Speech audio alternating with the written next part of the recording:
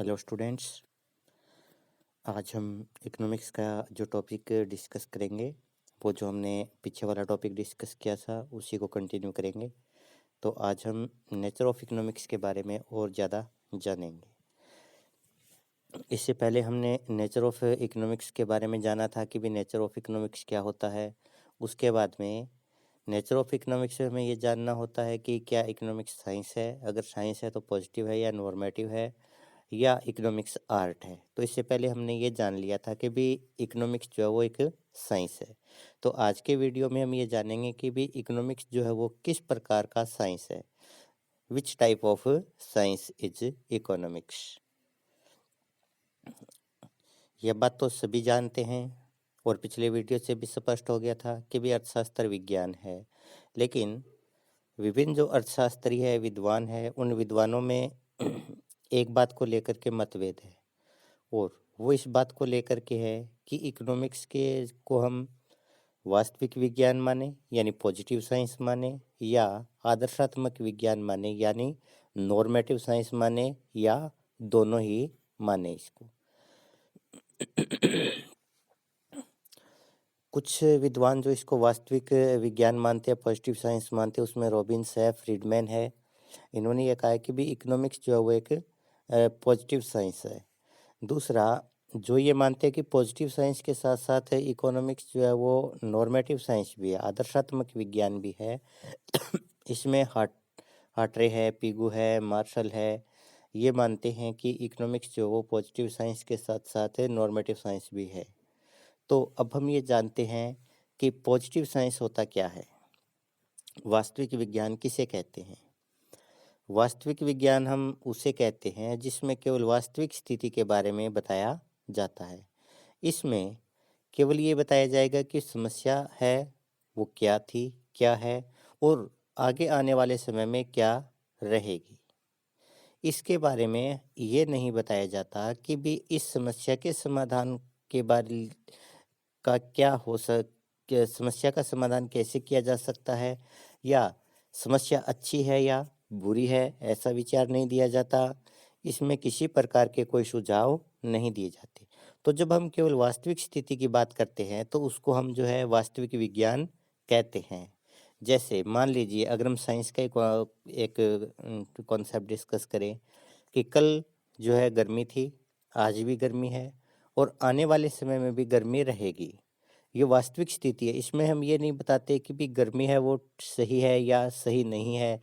गर्मी को किस प्रकार से दूर कर सकते हैं, यानी उसके लिए जो है वो हमें पेड़-पौधे लगाने चाहिए या ये तो एट प्रेजेंट हम नहीं कर पाएँगे या कूलर, एसी का प्रयोग करना चाहिए। इसके बारे में कोई सुझाव नहीं दिए जाते। जैसे किसी व्यक्ति को बुखार है, कल भी था, आज भी है और डॉक्टर कहता है भी ये कल भी रहेगा। लेकिन इसमें ये नहीं बताया जाता कि भी बुखार का समाधान क्या है। तो वास्तविक विज्ञान केवल हमें ये बताता है कि वास्तविकता क्या है, इसमें उस समस्या का समाधान के बारे में इसमें सुझाव नहीं दिए जाते। तो इसमें क्या है, क्या था, क्या होगा, इन्हीं प्रश्नों का हमें जवाब मिलता है।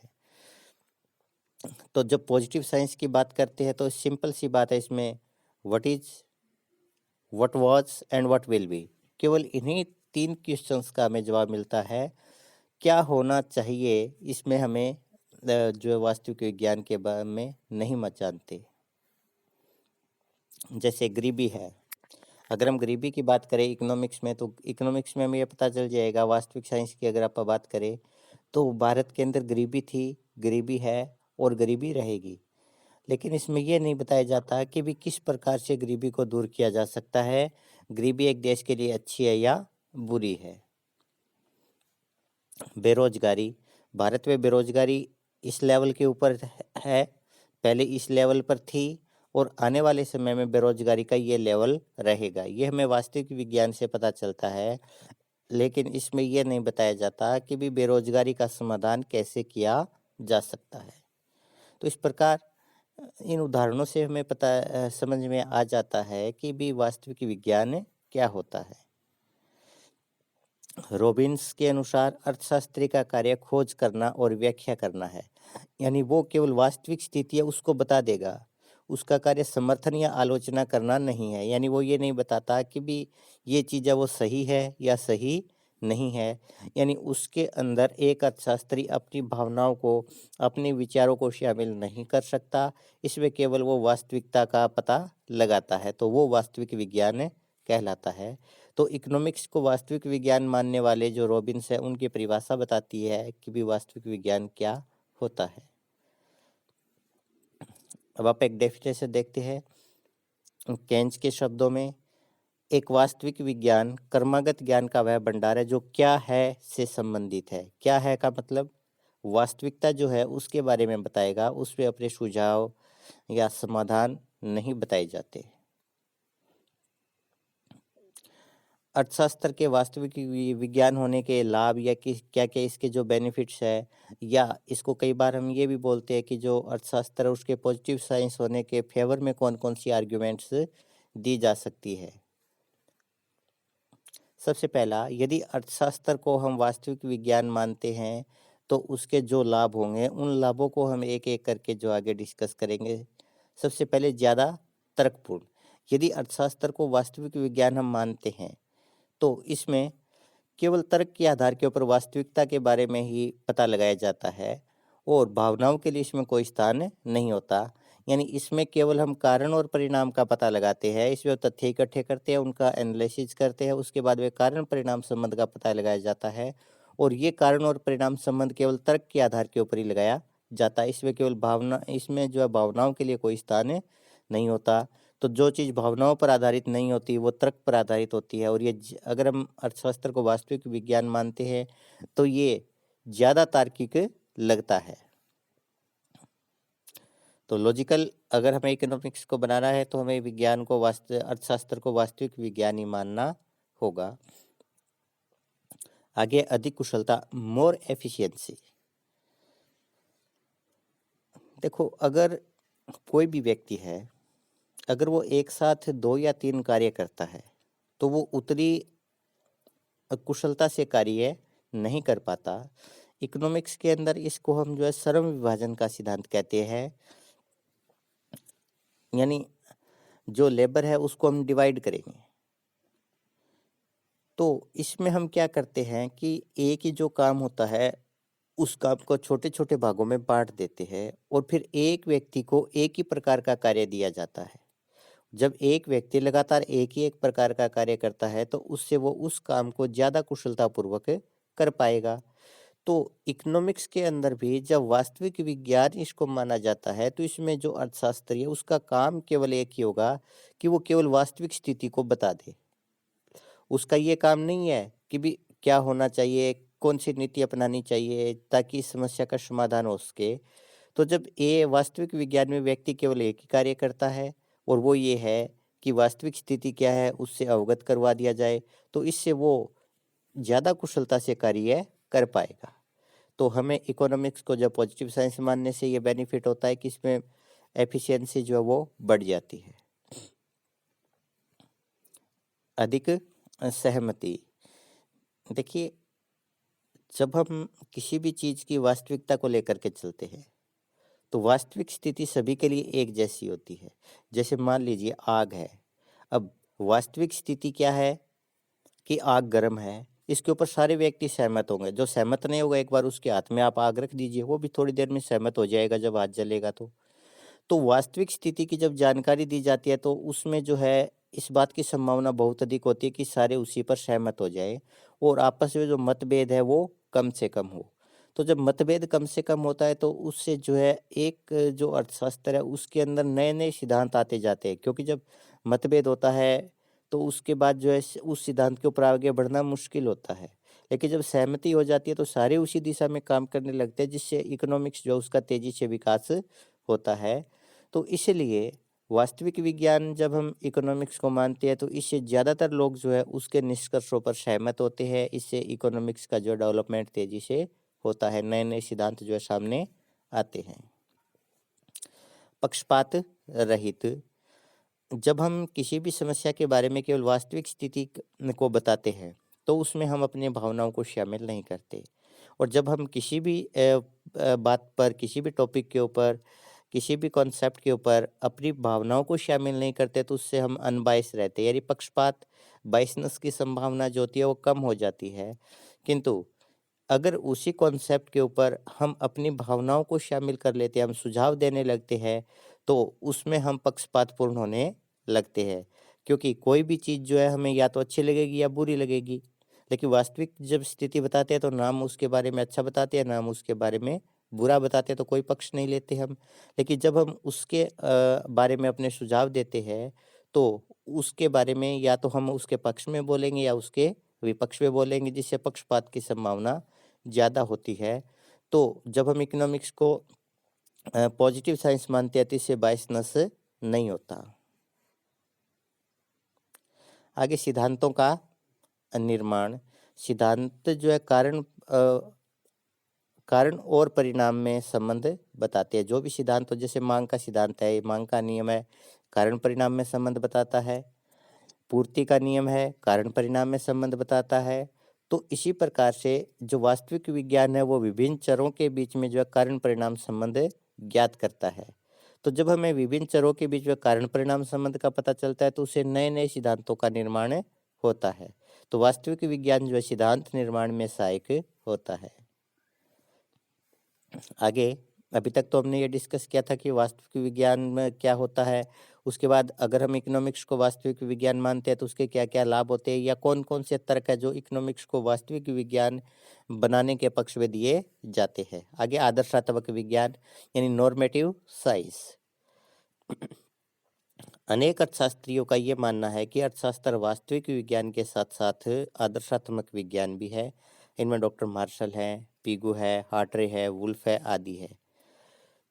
तो इन्होंने ये माना कि भी इकोनॉमिक्स जो है केवल पॉजिटिव साइंस ही नहीं है, नॉर्मेटिव साइंस भी है। अब हम ये जानते हैं कि आदर्शात्मक विज्ञान क्या होता है। आदर्शात्मक विज्ञान से हमें ये पता चलता है कि कोई भी जो समस्या है, कोई भी चीज़ है, वो क्या है, क्या था, ये तो वास्तविक विज्ञान में भी हमें पता चल जाता है और ये आदर्शात्मक विज्ञान में भी हमें पता चलता है। इसके अलावा इसमें हमें ये पता चलता है कि भी क्या होना चाहिए। चाहिए का मतलब हम अपने यहाँ पर सुझाव देते हैं कि ऐसा होना चाहिए। ये किसी भी समस्या के समाधान के बारे में हम जो है सोचने लगते हैं। तो जब चाहिए शब्द आ जाता है कि ऐसा होना चाहिए, गरीबी है उसको कम किया जाना चाहिए, गरीबी को कम करने के लिए कौन कौन सी रणनीति अपनाई जानी चाहिए, बेरोजगारी है उसको दूर किया जाना चाहिए, बेरोजगारी को किस प्रकार से दूर किया जा सकता है, इसके बारे में जब हम बात करते हैं तो ये आदर्शात्मक विज्ञान बन जाता है। तो वास्तविक विज्ञान जो आदर्शात्मक विज्ञान जो होता है उसमें वास्तविकता भी बताई जाती है और उसके साथ साथ समस्या के समाधान के बारे में भी बताया जाता है। और ये ज़्यादा उपयोगी होता है, क्योंकि केवल ये बता देना कि भी समस्या है कोई बड़ी बात नहीं है। असली बात ये होता है कि हम उस समस्या का समाधान कैसे कर पाए। जैसे कोई भी आपको बता सकता है, राह चलता व्यक्ति भी, कि भाई आपको बुखार है, लेकिन रियल बेनिफिट आपको कब होगा, जब कोई व्यक्ति आपको बताएगा कि भाई आप ये ट्रीटमेंट कीजिए, इस ट्रीटमेंट के द्वारा आपकी इस बुखार की समस्या का समाधान हो सकता है। तो वो आपके लिए ज़्यादा फायदेमंद चीज़ रहेगी। और ये चीज़ें हमें जो है आदर्शात्मक विज्ञान जब हम इकोनॉमिक्स को मानते हैं तो ही पता चलती है। डेफिनेशन देखते हैं आप। अकॉर्डिंग टू केंज, एक आदर्शात्मक या एक नियमकारी विज्ञान क्रमबद्ध ज्ञान का वह रूप है जिसका क्या होना चाहिए के सिद्धांत से संबंध है। यानी इसमें हमें ये पता चलता है कि भी कोई भी समस्या है, उस समस्या को भविष्य में कैसा होना चाहिए।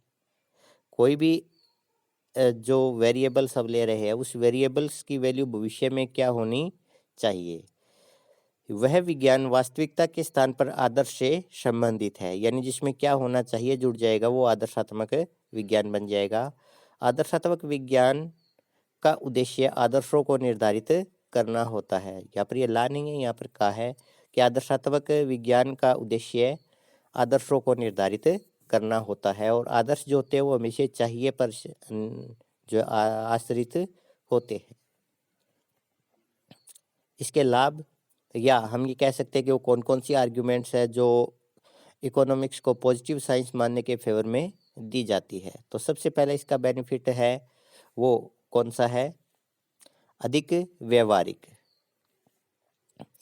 अर्थशास्त्र में मनुष्य के व्यवहार और उसकी समस्याओं के समाधान के बारे में जाना जाता है, क्योंकि अर्थशास्त्र जो सामाजिक विज्ञान है और इसमें मनुष्य के व्यवहार का अध्ययन किया जाता है और ये कार्य केवल तर्क के आधार पर नहीं किया जा सकता। हम मशीन या अन्य चीज़ों का तर्क के आधार पर जो है विश्लेषण कर सकते हैं, लेकिन मनुष्य क्योंकि खुद एक भावनात्मक प्राणी है, उसमें भावनाएं हैं, तो जब तक हम भावनाओं को शामिल नहीं करेंगे तब तक हम मनुष्य के व्यवहार का सही अध्ययन नहीं कर सकते। और अगर हम उसकी भावनाओं को अगर हम अपनी भावनाओं को या मनुष्य की भावनाओं को सिद्धांतों में शामिल कर लेते हैं तो अर्थशास्त्र जो वो ज़्यादा व्यावहारिक लगने लगता है, क्योंकि फिर ये लगेगा कि भी हाँ, जो वास्तविक चीज़ है, जो मनुष्य का व्यवहार है, जो उसकी भावनाएं हैं, उसको शामिल किया जा रहा है, तो ये ज़्यादा व्यावहारिक लगेगा, ज़्यादा प्रैक्टिकल लगेगा। दूसरा, अधिक उपयोगी। आदर्शात्मक विज्ञान के रूप में अर्थशास्त्र जो समस्याओं के समाधान के बारे में भी बताता है, कि ये तो ही बताएगा कि भी समस्या क्या है, उसके बाद ये भी बताएगा कि भी इस समस्या का समाधान कैसे किया जा सकता है या कौन-कौन सी सजेशंस है जो समस्या के समाधान के लिए उपयोगी हो सकते हैं। तो इससे समस्या के समाधान जो है उसका मिलना जो है ज़्यादा महत्वपूर्ण हो जाता है, कि समस्या जो उसका निदान हो रहा है, उसका समाधान हो रहा है, तो उससे ये जो है इकोनॉमिक्स है वो अधिक बेनिफिशियरी लगने लगती है, ज़्यादा उपयोगी सिद्ध होने लगती है। तो जब तक कोई भी सिद्धांत हमारी समस्याओं का समाधान नहीं करता, तब तक कोई भी वो सिद्धांत जो है वो हमारे लिए कोई उपयोगी नहीं है। तो समस्या का समाधान ज़रूरी होता है और समस्या का समाधान केवल आदर्शात्मक विज्ञान के द्वारा ही किया जा सकता है। मितव्ययी। आदर्शात्मक विज्ञान के रूप में अर्थशास्त्र में एक ही व्यक्ति जो है वो पहले समस्या का पता लगाता है कि समस्या क्या है, और वही व्यक्ति, क्योंकि अब उसको उस समस्या की बेहतर जानकारी हो गई है, जिसने उस समस्या का पता लगाया उसको बहुत अधिक जानकारी हो गई उसके बारे में, तो वो बड़ी आसानी से उसके समाधान के बारे में बता सकता है। अब जब एक ही व्यक्ति इस समस्या का पता लगाता है, उसके बाद उसके समाधान बताता है, तो उससे एक तो धन की बचत होती है, क्योंकि अगर एक व्यक्ति को आपने लगाया कि भी आपका काम केवल समस्या का पता लगाना है, फिर आप उसके समाधान के लिए दूसरे व्यक्ति के पास में जाते हो, तो उससे वो और अधिक पैसे माँगेगा आपसे, और साथ ही वो भी दोबारा से वही कार्य करेगा, वो उस समस्याओं को समझने की कोशिश करेगा।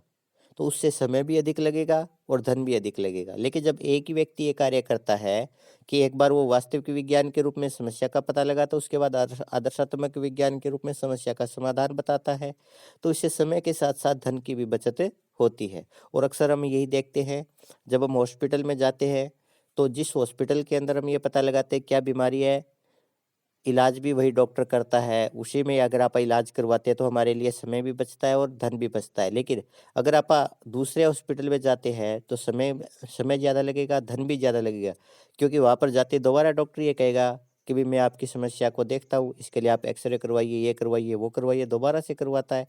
तो उससे समय ज़्यादा लगता है और धन भी ज़्यादा लगता है। इसलिए आदर्शात्मक विज्ञान में क्योंकि एक ही कार्य है, जो है एक ही व्यक्ति के द्वारा किया जाता है। एक बार वो पता लगाता है कि समस्या क्या है, फिर समाधान भी वही बताता है, जिससे ये सिद्धांत जो है वो इकोनॉमिकली बन जाता है। अधिक यथार्थवादी। आज सभी अर्थशास्त्रियों सभी जो लोग हैं वो अर्थशास्त्रियों से इस बात की उम्मीद करते हैं कि अर्थशास्त्री देश को जो है आर्थिक समस्याओं से बाहर निकालेंगे। वो एक देश के आर्थिक कल्याण के लिए जो है नीति निर्माण में मदद करेंगे और आर्थिक विकास के लिए एक देश के नीति निर्माण में मदद करेंगे। तो जब हम आर्थिक कल्याण की बात करते हैं, आर्थिक कल्याण कैसे प्राप्त किया जा सकता है, आर्थिक विकास कैसे किया जा सकता है, तो ये जो है आदर्शात्मक विज्ञान की बात हो जाती है। तो इस प्रकार हम देखते हैं कि ये जो है ज़्यादा वास्तविक स्थिति यही है कि भी अर्थशास्त्री जो है या इकोनॉमिक्स जो है वो हमारी समस्याओं के समाधान में मदद करे। तो इस प्रकार जब नीति निर्माण की बात इकोनॉमिक्स में शामिल कर ली जाती है तो इकोनॉमिक्स जो है वो आदर्शात्मक विज्ञान के रूप में हमारे लिए ज़्यादा रियलिस्टिक हो जाता है, ज़्यादा यथार्थवादी बन जाता है।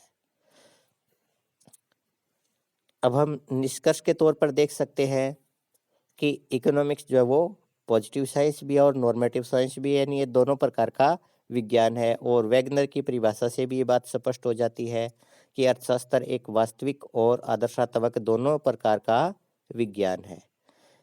तो इसी के साथ हमारा जो ये टॉपिक है वो समाप्त होता है। धन्यवाद।